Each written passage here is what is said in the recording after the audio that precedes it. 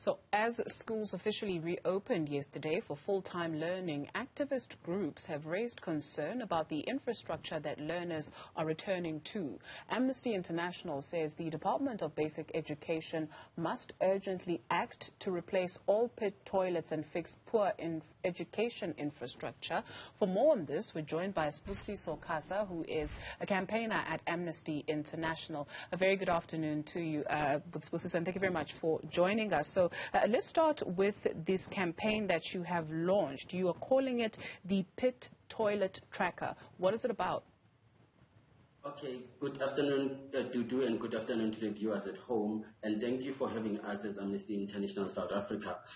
So the Pit Latrine Tracker, to just specify, Dudu, is mainly looking at the overall picture as to the number of pit latrines or pit toilets that we still have across the country, and that's in most provinces, excluding the Western Cape and Gauteng, for instance.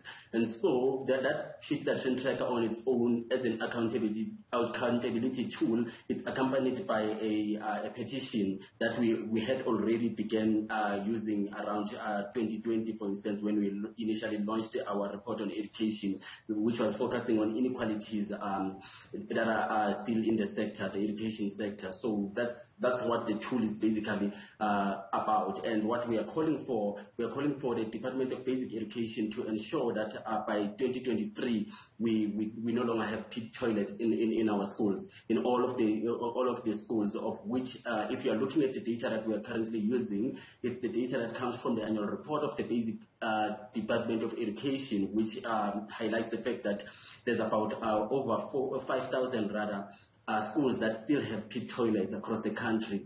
And if you're looking at other figures, obviously, because that particular data that keeps on coming from the Department of Basic Education is not that reliable that much, because what is happening is that you find that in some of their reports or some of their speeches and presentations that you'll find at workshops and stuff, you'll find that they're using figures like just almost 3,000, or sometimes if you're looking at the speech that was made by the Basic Education Minister in January, they were mentioning that you have about 1,400 schools that still have pit toilets.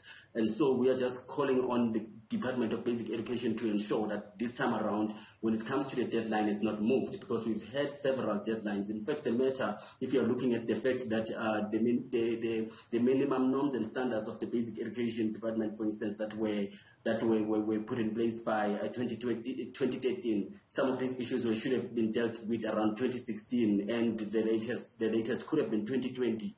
And if you're looking at the speeches from the department and some of the quotes that you find in the media, you find that they also had promised that by 2022 March this year, it should have been the issue should be dealt with.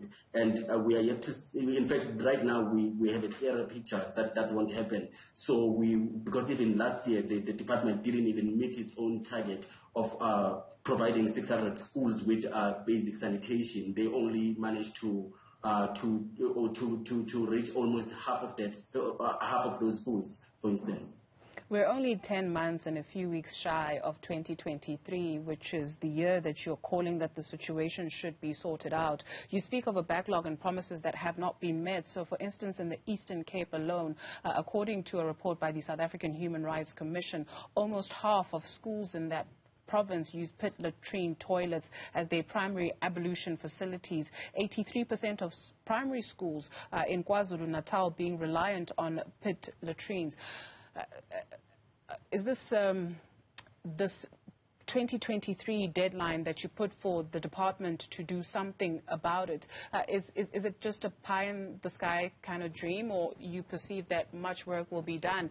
And if so, is it just incumbent on the department to do something about it? Can you and I do something about it? Okay, so at this stage, what we're looking at to do is the fact that when it comes to the department, we've said it before, they've had plenty of opportunities to deal with this particular matter, for instance, and they haven't done so. And that means that this time around, we need to make sure that they are held accountable, because we do believe that it is doable.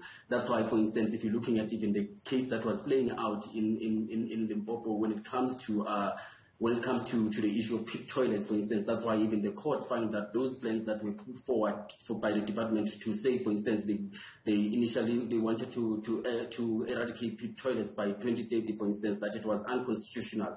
That's why it tells you that it is a doable thing within this particular short space of time. And in fact, in some of the workshops that we've been attending, they did mention that yes, they also intend to do so by 2023. So our duty as civil society and as citizens of South Africa, our duty is mainly to hold the government accountable and make sure that they respect, they promote and protect human rights. Because when we're looking at this particular issue, it's not only affecting the right to sanitation, it affects the right to education, privacy, dignity, health. There are just several rights that are being affected by this particular issue of sanitation in our schools, or just this issue alone. So that tells you that it is an urgent matter, and now we can no longer sit back and say, okay, we're just gonna watch the department. We just need to make sure that we push forward. In 2020 and in 2021, your organization published reports titled South Africa Failing to Learn the Lessons Where Basic Education Was Concerned. Hopefully we won't be sitting here in 2023 and looking at the third installment of the report titled the same. Again, perhaps absolutely civil society holding government to account. Is there a case to be made about people who, let's say, if you come from Gungundlovu in KZN, for instance, and that place is plagued by children who are still using pit latrines, is there a case to be made about you and I going back to our communities and lending a hand where we can? Yes, so the issue is as individuals, there's only much that we can do, for instance, as citizens. So which part of it is the fact that we can hold the government accountable. Because, for instance, they are the ones who are having, when we're looking at the budget, for instance, they are the ones who have the budget that has been provided to them. Yes, we do acknowledge the fact that over the past few years, for instance, there have been budget cuts when it comes to issues affecting education, for instance. But that alone is not an issue that we can simply focus on and then ignore the fact that for instance, there have been fruitless expenditure and wasteful expenditure from the department's part, and also the fact that there's been underspending over the years in terms of when it comes to issues relating to infrastructure. So our duty as citizens and as activists or civil society organizations is just to hold government accountable and making sure that they do fulfill the basic human rights. Thank you very much for joining us this afternoon. Sibusiso Kasa is a campaigner at Amnesty International South Africa.